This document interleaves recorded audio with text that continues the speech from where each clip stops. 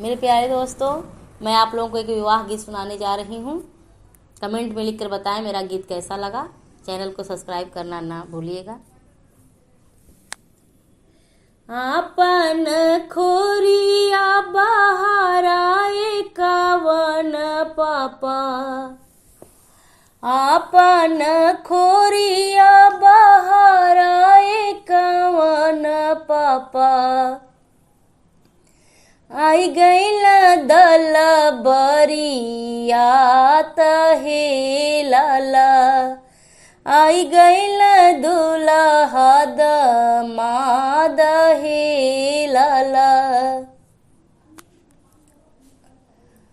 बैठे के मांगला टेबुल कुर्सी हो, बैठे के मांगला टेबुल कुर्सी हो, लड़ने को खाली मैदान है लाला, लड़ने को खाली मैदान है लाला।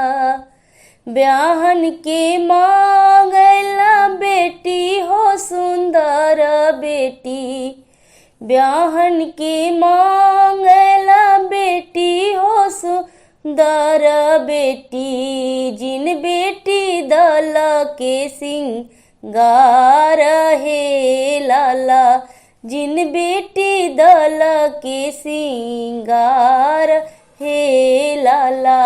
आवत बाण दुल्हा दमाद हे लाला।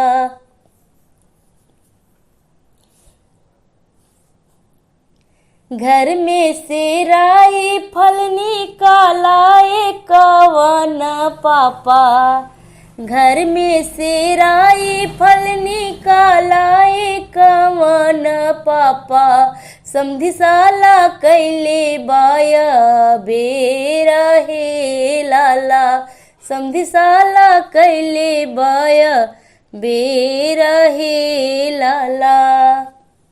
यही बारियातियन के नाश्ता नाही देबो हो, यही बारियातियन के खाना नाही देब हो, रत भर रखब उपवास हे लाला, रत भर रखब उपवास हे लाला।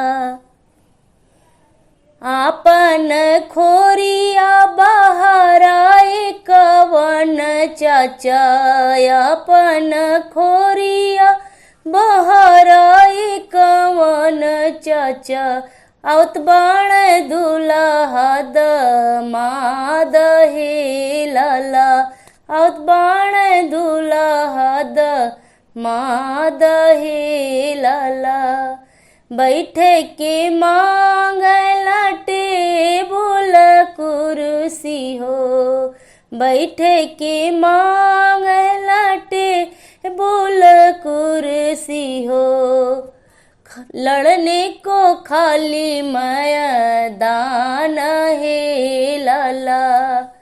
ब्याहन के मांगला बेटी हो सुंदर बेटी, ब्याहन के मांगला बेटी हो सुंदर बेटी, जिन बेटी दल के सिंगार है लाला, जिन बेटी दल के सिंगार है लाला। घर में से राई फल निकालाए कवन चाचा, घर में से राई फल निकालाए कवन चाचा, भसरू साला कैले बाया बेरा हे लाला, भसरू साला कैले बाया बेरा हे लाला। यही बारियातियन के पानी नाही पूछब हो, यही बारियातियन के पानी नाही पूछब हो, रत भर रही है उपियासन हे लाला। आपन खोरिया बहाराई कवन भैया, आपन खोरिया बहाराई कवन भैया। आवत बाण दुल्हा दमाद हे लाला। बैठे के मांगल टेबुल कुर्सी हो, बैठे के मांगल टेबुल कुर्सी हो। लड़ने को खाली मैदान हे लाला। ब्याहन के मांगल बेटी हो सुंदर बेटी, ब्याहन के मांगल बेटी हो सुंदर बेटी। जिन बेटी दल के सिंगार हे लाला। घर में से राइफल निकालाई कवन भैया, घर में से राइफल निकालाई कवन भैया। दुल्हा साला कैले बाया बेरा हे लाला।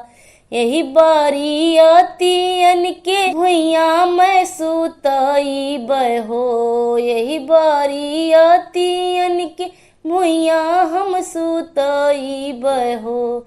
रत भर इन के जगाइब हे लाला, रत भर इनके हम जगाइब हे लाला। धन्यवाद दोस्तों, चैनल को शेयर सब्सक्राइब करना ना भूलें।